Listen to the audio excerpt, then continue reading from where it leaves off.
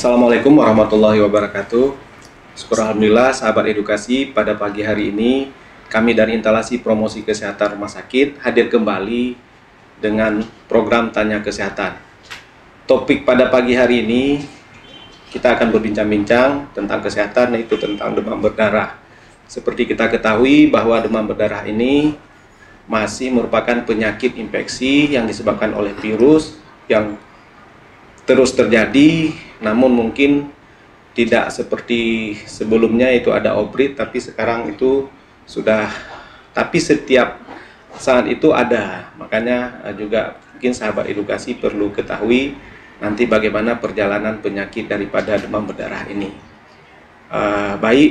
Pada hari ini kita sudah hadir pemateri, yaitu Dr. Suher Muzakir, spesialis penyakit dalam subtropik infeksi, yaitu salah satu dokter spesialis penyakit dalam di Rumah Sakit Dr. Zainul Abidin, yaitu subbagian tropik infeksi, dokter ya. Baik, kita sapa dulu dokter kita. Assalamualaikum dokter. Waalaikumsalam Pak. Baik dokter, mungkin kita pada hari ini akan berbincang-bincang tentang demam berdarah dokter. Mungkin sahabat edukasi selama ini juga sudah mengetahui bahwa yang dikatakan demam berdarah ini adalah dengan gejala yaitu muncul demam tinggi. Kalau diukur dengan termometernya adalah mungkin suhunya di atas 38 derajat dokter. Dan demam berdarah ini juga bisa disertai dengan adanya mungkin tanda dan gejala mungkin dokter ya, bintik-bintik merah. Untuk lebih jelasnya dapat kita bahas pada kesempatan ini. Baik dokter, silakan untuk menyapa sahabat edukasi kita. Baik, Assalamualaikum warahmatullahi wabarakatuh. Nama saya Dr. Suher Muzakir, spesialis penyakit dalam. Saya berada di divisi tropik dan infeksi KSM Ilmu Penyakit Dalam. Jadi hari ini saya dalam PKRS akan berbincang-bincang tentang penyakit demam tinggi atau demam berdarah tinggi.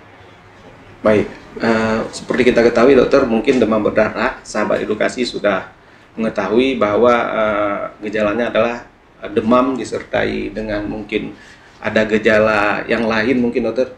Mungkin sekilas pengertian daripada demam berdarah ini sahabat edukasi sudah ada sebagian sudah mengetahui, mungkin penyebabnya karena virus yang dibawakan oleh nyamuk mungkin ya dokter ya.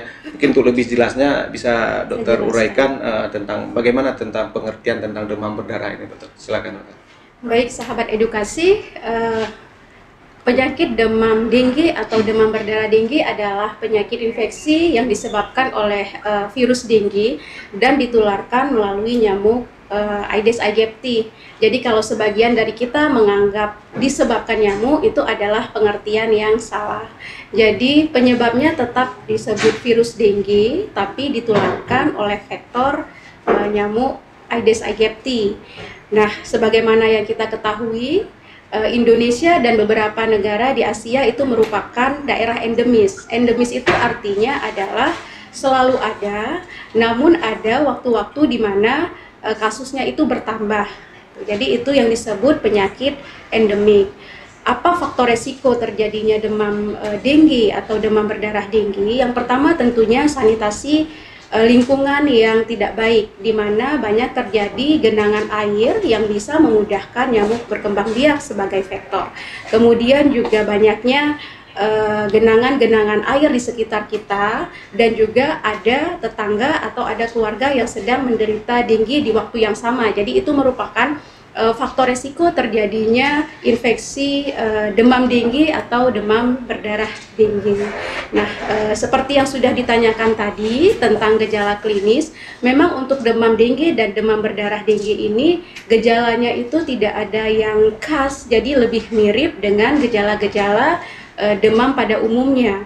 Akan tetapi ada beberapa gejala yang bisa kita waspadai atau kita lebih aware bahwa ini mengarah ke demam denggi, antara lain demam akut atau demam tinggi sekitar 2-7 hari, kemudian disertai nyeri kepala, kemudian disertai juga dengan nyeri di belakang bola mata. Kalau istilah medisnya kita bilang nyeri retroorbita, tapi secara awam itu adalah nyeri di belakang bola mata.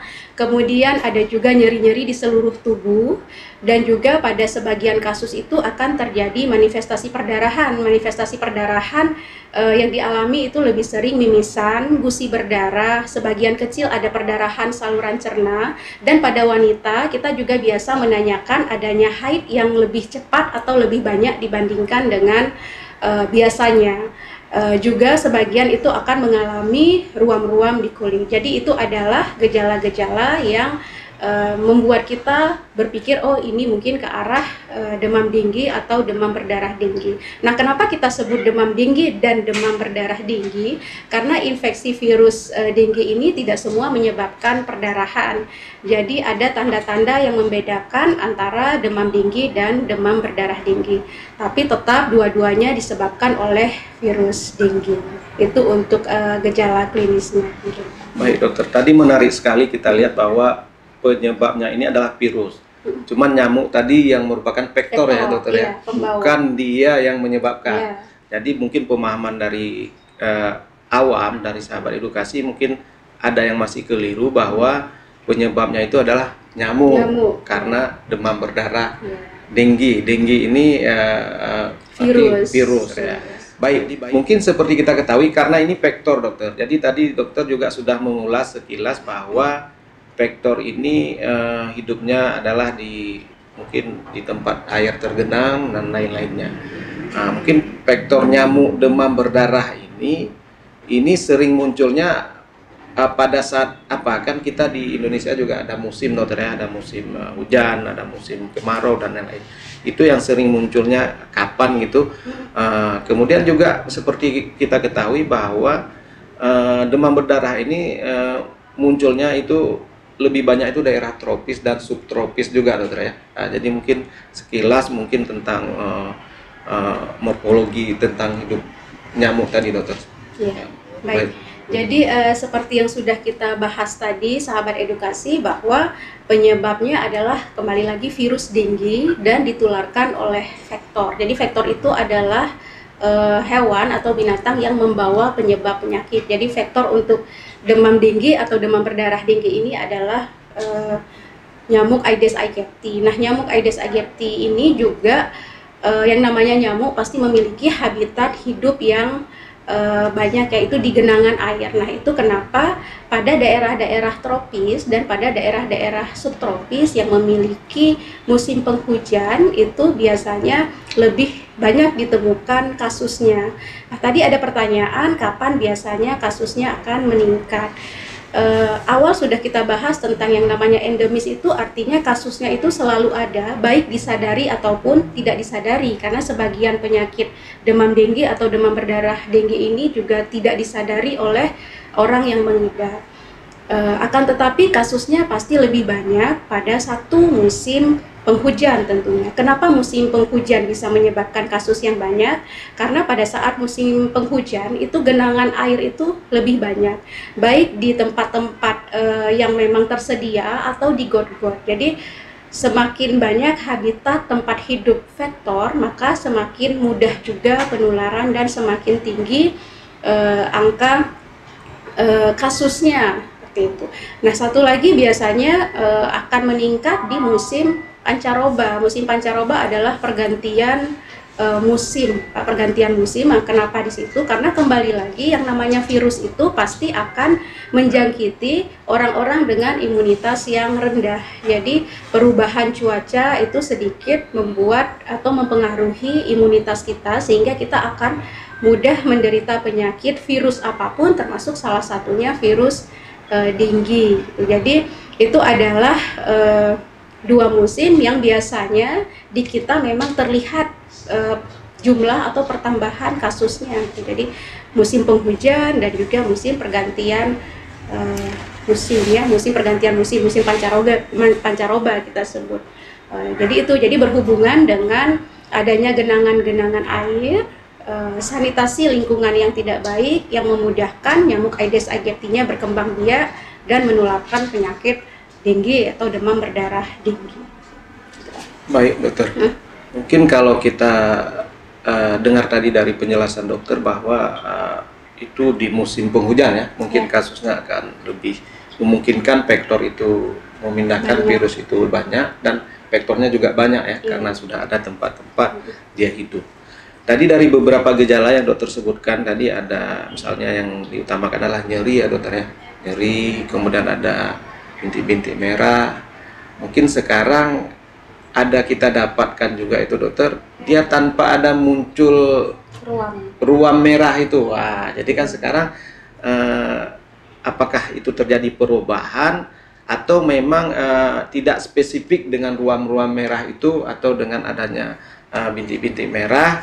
Karena di masyarakat yang paling tahu apabila ada demam berdarah ada perdarahan dan ada bintik-bintik merah. Yeah. Itu mungkin lebih jelasnya gimana dok? Baik. Jadi gejala klinis untuk demam dinggi ini memang tidak terlalu khas, tapi ada gejala-gejala yang bisa mengarahkan kita bahwa ini adalah demam dinggi atau demam berdarah tinggi. Nah, sebenarnya penyakit ini penanganannya itu cukup sederhana, tapi jika diabaikan juga cukup berbahaya. Kenapa diabaikan? Karena seperti yang sudah kita bahas tadi, pada awal muncul gejalanya itu memang lebih mengganggu. Jadi demam, nyeri kepala, demam yang tidak turun-turun, kalaupun turun itu hanya pada saat mengkonsumsi obat anti demam. Kemudian juga nyeri belakang bola mata, dan itu biasanya berlangsung sampai 4-5 hari. Nah, kemudian pada di atas hari kelima biasanya demam turun. Nah, di situ juga trombosit mulai turun. Nah, kita tahu trombosit itu adalah yang bisa membantu pembekuan darah. Apabila trombositnya turun, itu sebagian orang akan mengalami perdarahan. Tapi kita juga menemukan banyak kasus di ruangan kita, di rumah sakit kita itu yang trombositnya sampai 1000, 2000, tapi tidak ada manifestasi perdarahan juga gitu. Jadi perdarahan atau ruam itu bukan satu-satunya gejala yang menunjukkan kita demam tinggi ataupun demam berdarah tinggi. Tetap kepastiannya kita harus memeriksakan serologi untuk demam tinggi memang betul-betul terinfeksi atau tidak. Karena balik lagi ada banyak penyakit lain yang keluhannya mirip, baik itu secara demamnya yang mirip ataupun secara trombosit rendahnya yang mirip. Jadi kita sering mendapatkan pasien itu awal masuknya misalnya dengan demam dan gejala tambahan lain. Ada juga yang dikirim dari daerah misalnya dengan trombosit yang rendah yang mereka curigai itu demam tinggi atau demam berdarah tinggi. Tapi balik lagi tidak semua pasien dengan demam tinggi atau demam berdarah tinggi itu mengalami perdarahan misalnya. Terutama demam tinggi ya, tapi kalau demam berdarah tinggi mungkin ada sedikit mimisan, gusi berdarah gitu, atau ya ruam lah yang paling sering kan bintik-bintik. Nah, bintik-bintik juga banyak penyakit yang ada bintik-bintik gitu, jadi kita harus memastikan ini bintik-bintiknya memang karena demam berdarah tinggi atau ada ruam lain gitu. Karena bukan hanya demam berdarah tinggi juga yang memiliki ruam di badan. Ya, baik para pemirsa, sahabat edukasi, seperti kita ketahui bahwa dari penjelasan dokter tadi bahwa bintik-bintik merah itu tidak hanya disebabkan oleh demam berdarah atau demam tinggi, karena juga ruam-ruam merah di kulit itu bisa juga banyak penyebabnya, bisa dari penyakit kulit dan yang lain dokter ya. Baik, menarik sahabat edukasi, seperti sudah dijelaskan oleh dokter Suher tadi bahwa demam berdarah ini sebenarnya sangat mudah untuk dicegah ya. Nah, nanti kita dapatkan mungkin bagaimana pencegahan daripada demam berdarah. Namun sebelum masuk ke pencegahan tadi, dokter kita sudah menyebutkan bahwa trombosit, bahwa salah satu trombosit ini adalah nilai ukur atau untuk pemeriksaan laboratorium serologinya dokter ya. Ya, jadi untuk menilai dan fungsi daripada trombosit tadi adalah untuk pembekuan darah dok ya. Nah, jadi pasti ada nilai normal daripada trombosit dan nilai di bawah itu yang bisa dapat menyebabkan terjadinya pendarahan, sehingga pada demam tinggi ini dokter bisa fatal. Mungkin dokter, sahabat edukasi juga perlu mengetahui tentang ini dokter. Baik. Jadi untuk memastikan atau untuk melihat bahwa ini benar-benar penyakit infeksi denggi atau demam berdarah denggi itu memang ada beberapa pemeriksaan. Yang pertama yang paling sederhana tentunya pemeriksaan darah rutin ya. Kita melihat di situ HB-nya berapa, kemudian hematokrit, kemudian sel darah putih atau leukosit, kemudian juga trombosit. Jadi kita melihat ada tidak masalah. Kemudian ada serologi. Serologi itu bisa antigen atau antibodi. Sama seperti penyakit virus lainnya, misalnya kita lihat penyakit COVID dan penyakit yang lain. Pemeriksaan antigen itu adalah protein virusnya. Jadi biasanya pada hari pertama itu sudah bisa diperiksakan kalau memang di fasilitas kesehatan tersedia. Tapi yang paling lazim itu biasanya kita memeriksakan serologi antibodi, IgG, IgM, anti dengue yang terkenal yang biasanya sering diperiksa pasien di luar. Nah, yang harus diingat bahwa yang namanya antibodi tentu saja tubuh kita memerlukan waktu dari terjangkit virus atau masuk virus sampai menghasilkan antibodi. Jadi biasanya antibodi itu akan muncul di atas hari keempat. Jadi bagi sahabat edukasi yang sedang mengalami demam dengan beberapa gejala yang mirip dengan gejala yang sudah kita sebutkan tadi, jika ingin berpikir untuk memeriksakan sendiri atau secara mandiri, itu juga merupakan hal yang harus kita pertimbangkan, karena jika terlalu cepat kita periksa hasilnya akan negatif palsu. Jadi kesannya kan negatif nih, padahal antibodinya belum muncul. Pada saat mungkin kita tunggu 2 hari atau 3 hari berikutnya mungkin sudah positif. Jadi itu yang sering kadang-kadang miss gitu ya. Kemudian juga trombosit. Nah, trombosit ring normal memang 150 sampai 400, tapi biasanya indikasi rawat inap pada pasien-pasien demam denggi atau demam berdarah denggi itu adalah di bawah 100. Jadi di bawah 100 pada pemeriksaan biasanya kita sudah sarankan inap. Kenapa? Karena kita harus melihat atau harus menjaga pada fase kritis, di mana hari ke-5 sampai ke-7 itu biasanya trombosit mulai turun walaupun gejala klinis juga sudah tidak ada. Nah, sahabat edukasi, kita sering mendapatkan pasien yang sudah enakan di hari ke-5 minta pulang, padahal di situ adalah waktunya trombositnya turun. Jadi walaupun mereka berkeras minta pulang, kita biasanya tidak izinkan pulang sampai memang tren trombosit pasiennya itu mulai meningkat. Kalau sudah meningkat, sebenarnya 2 kali pemeriksaan di atas 50.000 secara WHO, insya Allah sih sudah aman. Jadi hari ke-5 sampai di atas hari ke-5 biasanya memang pasiennya sudah mulai sangat enakan. Kenapa? Karena 5 hari sebelumnya itu kan demamnya nggak turun-turun, mual, muntah, sakit kepala. Nah, begitu selesai itu sudah merasa enakan, tapi disitulah ternyata kita harus memantau trombosit yang mulai turun. Dan satu lagi, trombosit yang mulai turun itu kan karena hemokonsentrasi, karena infeksi virusnya, jadi bukan karena produksi trombosit yang memang berkurang. Jadi hanya dengan pemberian cairan dan pemantauan ketat, insya Allah harinya akan berlalu dan dia akan naik sendiri tanpa diperlukan transfusi trombosit, kecuali pada beberapa kasus dengan perdarahan yang hebat dan ada gangguan yang lain, di situ baru dipertimbangkan untuk transfusi trombosit. Tapi kalau tidak ada, biasanya kita hanya memberikan cairan sesuai dengan hitungan kebutuhan, sudah ada protokol kebutuhannya, insya Allah sih akan naik sendiri. Kita juga sudah pernah dapat kasus itu 1.000 trombositnya, 2.000, tapi tanpa transfusi trombosit bisa naik sendiri. Tapi dengan catatan yaitu tidak ada perdarahan yang hebat dan ada kondisi-kondisi yang kita yakin, oh ini masih stabil. Baik, sahabat edukasi, menarik sekali tadi kita sudah mengetahui ternyata untuk demam berdarah ini ada fase-fasenya. Misalnya untuk serologi tadi, pada fase hari 1 sampai ke-3 itu sulit terdeteksi dokter ya, IgM-nya, sehingga untuk mendiagnosa bahwa seseorang itu memang terinfeksi virus dengue itu agak masih sering ini dokter negatif palsu. Negatif palsu. Baik, kemudian ada fase berikutnya bahwa setelah 5 hari pasiennya gejalanya sudah enakan, berkurang. Nah, itu masih bisa kalau tanpa pemantauan yang ketat, trombositnya bisa turun, malahan bisa terjadi fatal dokter ya. Jadi sahabat edukasi, apabila sudah kita terindikasi bahwa memang terdiagnosa bahwa sudah demam berdarah atau demam berdarah dengue makanya sebaiknya ya pulang dari rawatan itu harus sesuai instruksi dokter ya, dokter ya. Baik dokter.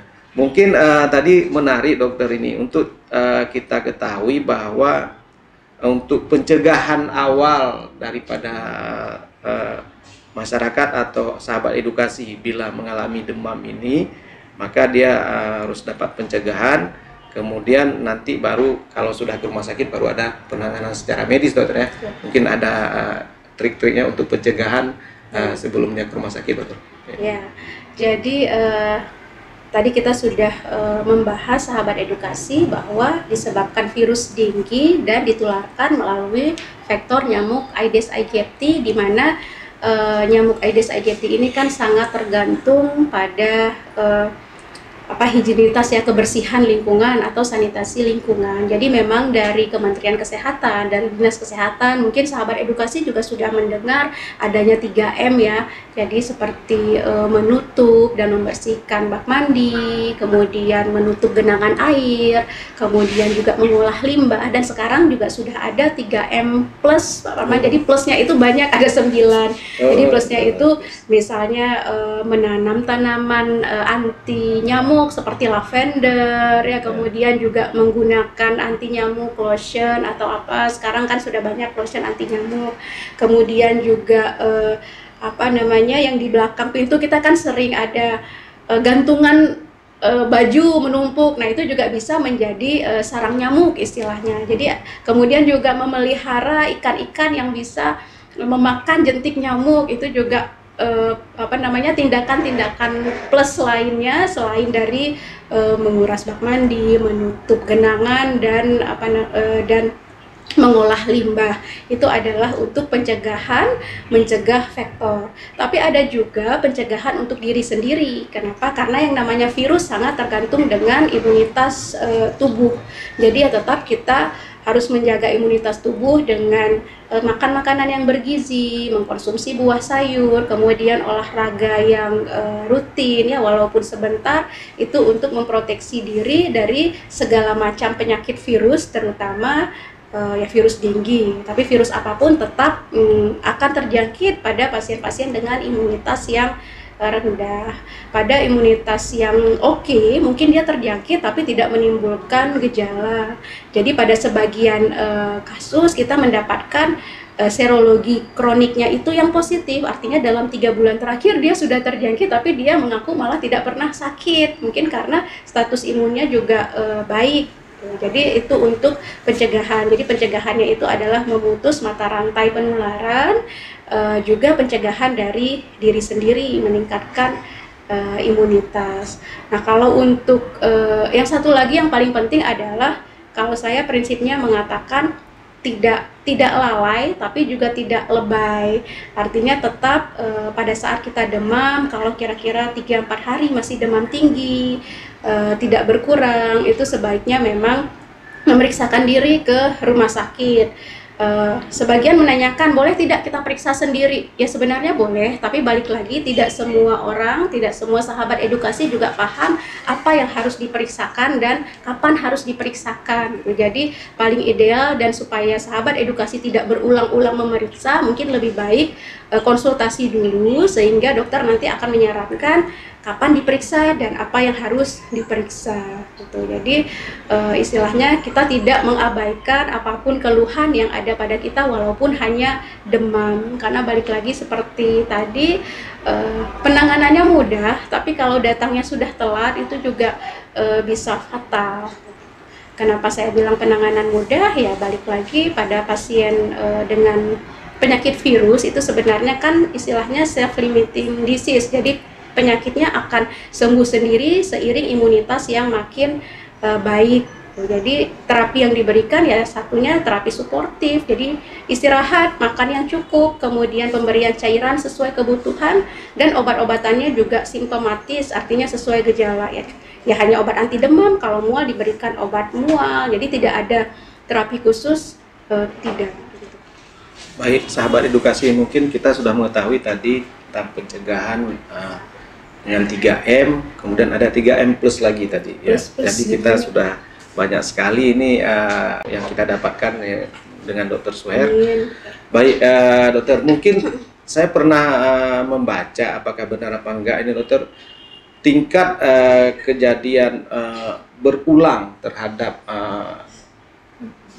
demam dengung ini itu untuk infeksinya itu lebih berat apabila dia sudah pernah terjangkit sekali kemudian sembuh, kemudian dia kena lagi, itu lebih berat. Apa benar itu dokter? Itu secara ininya gimana dok? Ya. Secara medisnya dok? Baik, jadi yang namanya virus dengue ini sebenarnya terdiri dari beberapa serotype ya sahabat edukasi. Jadi ada yang disebut dengue 1, 2, 3, 4. Kalau untuk Indonesia sendiri paling banyak itu dengue 3 sebenarnya. Nah, pada saat kita terinfeksi virus dengue atau virus-virus yang lain, pasti badan kita akan mengeluarkan antibodi. Jadi antibodi yang akan mampu mengenali apabila terjadi reinfeksi. Artinya kita tidak bisa mengatakan kalau sudah kena DBD sekali nggak akan kena lagi, enggak gitu. Karena saya sendiri secara pribadi sudah 3 kali terkena, itu yang terperiksa, belum yang kita nggak periksa, kita kan tidak tahu ya Pak ya. Nah, apakah pada saat terkena lagi dia akan lebih parah, itu belum tentu. Yang pertama tergantung virulensi kumannya, apakah kuman yang sama terkena dengan kuman sebelumnya atau bukan. Yang kedua tergantung pada imunitas tubuh pasien sendiri gitu. Jadi akan berbeda kondisinya di setiap orang dan akan berbeda kondisinya di setiap fase kita terinfeksi.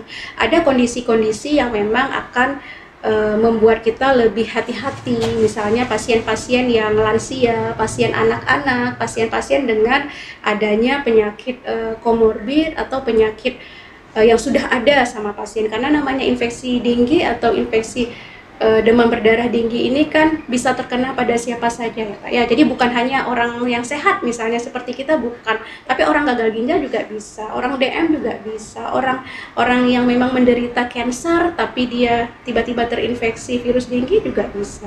Dan kita juga sering mendapatkan pasien dengan koinfeksi, jadi ada beberapa infeksi di satu waktu, misalnya COVID dengan DBD gitu, kemudian atau tipoid dengan DBD, itu juga ada di 1-2 kasus gitu. Jadi sangat tergantung dari jumlah virus di tubuh dan imunitas pasien sendiri. Baik, sahabat edukasi, mungkin banyak sudah pengetahuan yang kita dapat.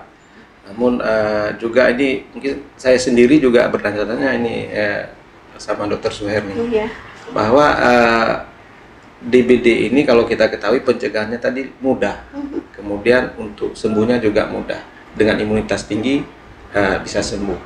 Tapi apakah masih ada terjadi misalnya secara ini pasiennya fatal, dokter, bahkan bisa menyebabkan meninggal, itu apakah masih ada? Mungkin itu disebabkan kenapa? Apakah karena dokter juga sudah menjelaskan ada koinfeksi yang lain mungkin ya.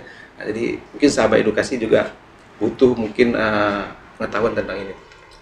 Baik sahabat edukasi, jadi memang penanganan untuk demam dengue atau demam berdarah dengue ini tadi kita sudah bahas sederhana, tapi di beberapa kasus itu juga bisa berakibat fatal. Yang pertama adalah pasien sering datang ke kita di fase yang sudah lanjut, ya, baik datang sendiri ataupun rujukan biasanya, jadi sudah dengan komplikasi, karena kita tahu demam berdarah dengue ini adalah infeksi dengue yang sudah mengalami hemokonsentrasi, jadi kepekatan darahnya itu lebih dari normal, itu membuat mudah terjadi perdarahan, kemudian trombositnya rendah, kemudian di 1-2 case itu juga akan mengalami gangguan multi organ. Jadi artinya ada organ-organ lain yang juga bisa terkena dalam infeksi dengue. Salah satunya misalnya gangguan fungsi hati, gangguan fungsi ginjal. Jadi di fase yang lanjut untuk demam berdarah dengue ini bisa berakibat fatal. Kemudian juga penanganan awal yang tidak tepat, itu juga bisa membuat prognosa atau terjadi komplikasi yang bisa lebih fatal. Ditambah ya faktor usia, anak-anak dan orang yang lansia itu juga bisa menyebabkan faktor resiko kejadian menjadi fatal. Tapi kembali lagi, jika ditangani dengan tepat dari awal, terdiagnosa dengan cepat, itu insya Allah sih lebih baik prognosanya. Baik dokter, mungkin sahabat edukasi kita akan akan berbincang lebih lanjut, yaitu mengenai penanganannya, dokter. Mungkin tadi dokter sudah menjelaskan untuk pencegahannya, tapi untuk penanganannya secara di rumah sakit, setelah pasien itu berada di rumah sakit itu, mungkin penanganan di rumah sakit itu lebih dini. Baik. Jadi pada saat pasien datang ke rumah sakit dan sudah terdiagnosa demam tinggi atau demam berdarah tinggi, kita harus pastikan dulu ini sudah hari keberapa, sudah melewati fase kritis atau belum. Jika memang datangnya belum melewati fase kritis atau ongoing, kita akan melakukan beberapa pemeriksaan untuk evaluasi. Evaluasi itu tidak hanya pemeriksaan penunjang, tapi juga yang paling penting adalah kondisi atau gejala klinis yang dikeluhkan atau dialami oleh pasien. Kemudian kita juga akan menentukan pasien demam tinggi atau demam berdarah tinggi ini berada pada derajat berapa. Kenapa? Karena masing-masing kondisi protokolnya juga berbeda. Jadi untuk penanganan ada beberapa protokol, mulai dari protokol yang sederhana sampai protokol yang sudah mengalami komplikasi, termasuk pada saat perdarahan yang cukup banyak. Jadi ada hitungan cairan sesuai kebutuhan, ada terapi-terapi sesuai algoritme, dan itu yang kita lakukan ke seluruh pasien yang sudah terdiagnosa demam tinggi atau demam berdarah tinggi yang datang di rumah sakit kita.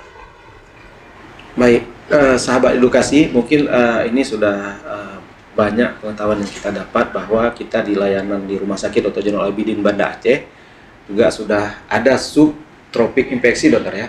Mungkin layanan untuk kita dapat berkonsultasi lebih lanjut tentang bagaimana penyakit infeksi yang disebabkan oleh virus itu bisa kita temukan dokternya di hari apa nih, dok? Kalau di layanan kita di kalau untuk poliklinik penyakit tropik dan infeksi itu di poliklinik penyakit dalam hari Selasa dan Kamis, itu untuk kontrol atau untuk konsul. Jadi kalau pasiennya masuk ke rawat jalan Selasa dan Kamis, akan tetapi kalau pasiennya itu datang melalui IGD, itu biasanya nanti di ruangan akan dikonsulkan kepada kita. Tapi tidak semua kasus juga. Kenapa? Karena penanganan demam denggi atau demam berdarah denggi ini juga biasanya kompetensi dokter umum juga bisa. Tapi karena rumah sakit kita rumah sakit tipe A, maka biasanya akan langsung ditangani oleh divisi terkait.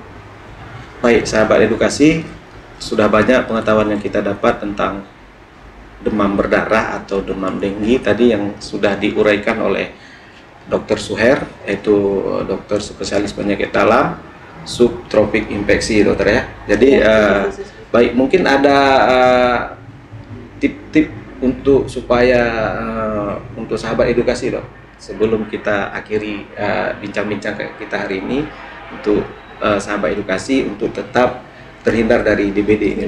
Baik, silakan, dok. Baik sahabat edukasi, poin paling penting dalam mencegah demam tinggi atau demam berdarah tinggi adalah yang pertama tentu saja menjaga imunitas tubuh dengan berolahraga teratur, konsumsi makanan bergizi, ya, kemudian dengan cairan yang cukup, dan satu lagi pencegahan penularan dengan memutus mata rantai vektor. Jadi tetap menjaga sanitasi lingkungan sekitar dengan 3M plus ya, 3M plus itu menguras, membersihkan bak mandi, kemudian menutup genangan air dan mengolah limbah, ditambah beberapa tindakan lainnya.